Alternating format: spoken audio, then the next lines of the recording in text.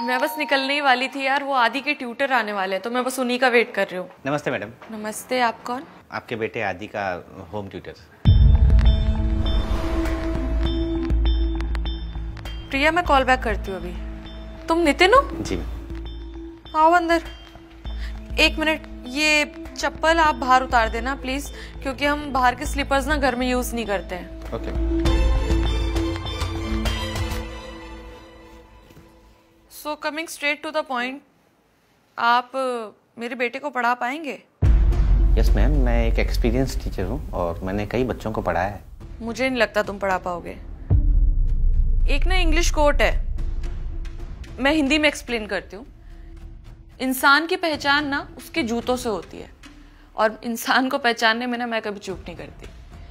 The point is कि मेरे बेटे का आईसीएसई बोर्ड है और सब कुछ इंग्लिश में ही होता है, और तुम्हें देख के लग रहा है कि तुम किसी गांव से बिलोंग करते हो। तुम्हारा रहन सहन, तुम्हारे कपड़े, सब कुछ। और मेरा बेटा आदि अगर तुमसे ट्यूशन्स लेगा तो वो बिल्कुल तुम्हारे जैसा बन जाएगा, जो कि मैं बिल्कुल नहीं चाहती। सो बुरा मत मानना, मैं बस फैक्ट्स बता रही थी। I hope you understand. नहीं मैम, मैं बुरा नहीं मान रहा हूँ। मुझे तो आपके बच्चे के फ्यूचर के लिए अफसोस हो रहा है। मतलब?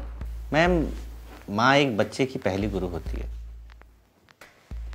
और जिस माँ की ऐसी सोच हो वो बच्चा आगे चलकर क्या करेगा। कहना क्या चाहते हो तुम?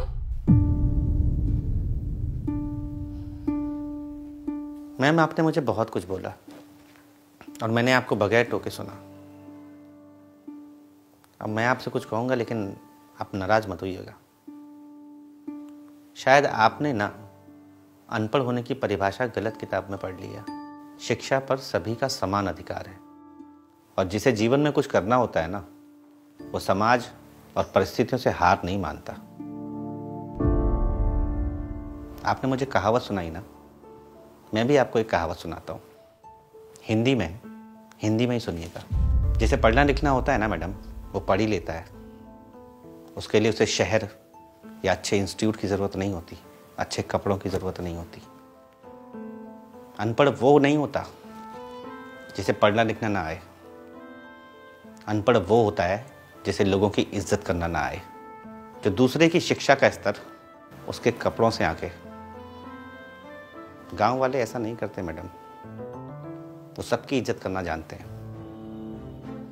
हाँ, आपके इस शहर में पढ़े लिखे अनपढ़ जरूर हैं, जो 1 मिनट नहीं लगाते दूसरे को बेइज्जत करने में। वो ये नहीं सोचते कि सामने वाले की क्या ज़रूरत है, क्या मजबूरी है। बाकी रही मेरी बात, 12th में मैंने स्टेट टॉप किया था, यूपीएससी का मेंस क्लियर कर चुका हूँ, इसीलिए एनबी कोचिंग ने मुझे हायर किया है। बस कुछ परिवार की ज़रूरतें हैं जिनके लिए ट्यूशन पढ़ाता हूँ,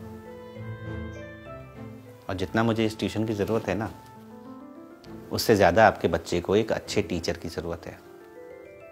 I hope you understand. Thank you madam, have a nice day. Sir, आप एक टीचर हैं, आपका काम है लेसन्स देना। मैं समझ गई हूँ, मेरे बेटे के लिए आपसे अच्छा टीचर और कोई नहीं हो सकता।